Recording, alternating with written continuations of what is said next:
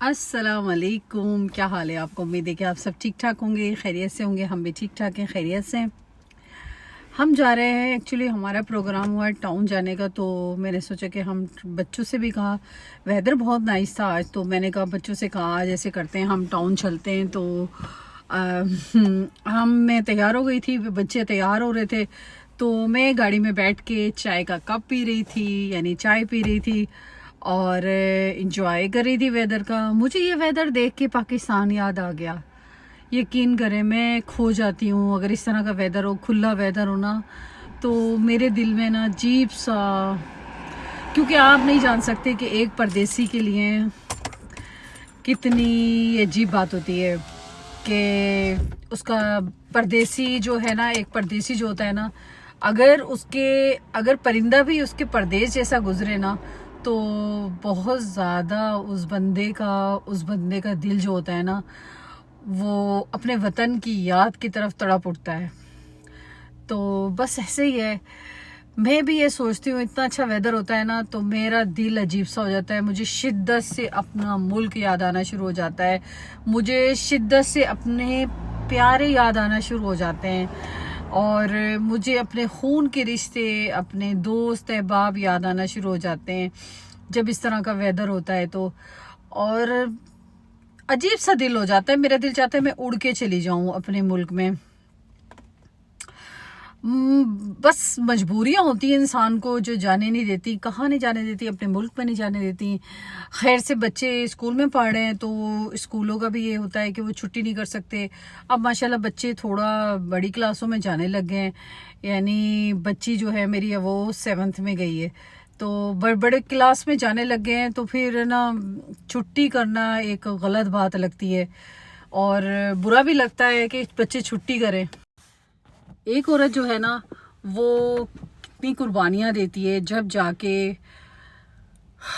उसका घर बसता है। जब शुरू में होती है तो अपने बहन भाइयों की फिक्र करती है, फिर उसके बाद जब बच्चे हो जाते हैं तो बच्चों की फिक्र करने लग जाती है एक औरत। और औरत शायद कुर्बानी का नाम है मेरे ख्याल से। आदमी भी कुर्बानी का नाम है। आदमियों, परदेसी आदमी जो होते हैं उनका भी ये हाल है कि वो परदेश में होते हैं, तो उनका भी ये हाल है कि वो कुर्बानियाँ देते रह जाते हैं अपने प्यारों के लिए, और पूरे हो जाते हैं वो लोग। ये तो परदेश भाइयों से पूछना चाहिए कि आप कैसे जी रहे हैं और आप कैसे रह रहे हैं। तो परदेसी जो भाई होते हैं उनका भी यही ऐसा ही है। परदेसी बहनों का तो है ही, लेकिन परदेसी जो भाई होते हैं ना, वो भी इसी कंडीशन से गुजर रहे होते हैं। ये इसमें एक औरत कुर्बानी नहीं देती, बल्कि जितने भी परदेश में आए हुए होते हैं वो सारे के सारे कुर्बानी देते हैं इस चीज़ की। तो बस ऐसे ही है, ज़िंदगी भी इसी का नाम है। असल मज़ा तो वो है कि इंसान जब दिल चाहे और अपने प्यारों से मिल के आ जाए, जब दिल चाहे जल्दी से चला जाए, जब जैसे चाहे वो फटाफट उसने सीट कराई और चला गया। ये जब होता है जब बच्चे जो होते हैं थोड़े से बड़े हो जाते हैं, खुद करने लग जाते हैं अपने काम वगैरह, तो माओ को थोड़ी सी सहूलत मिल जाती है, तो माएँ उस टाइम जाके आराम से जाके फिर अपने मुल्क में जाके मिल सकते हैं। लेकिन उस टाइम तक इंसान जो है ना अपने बहुत से प्यारों को खो चुका होता है,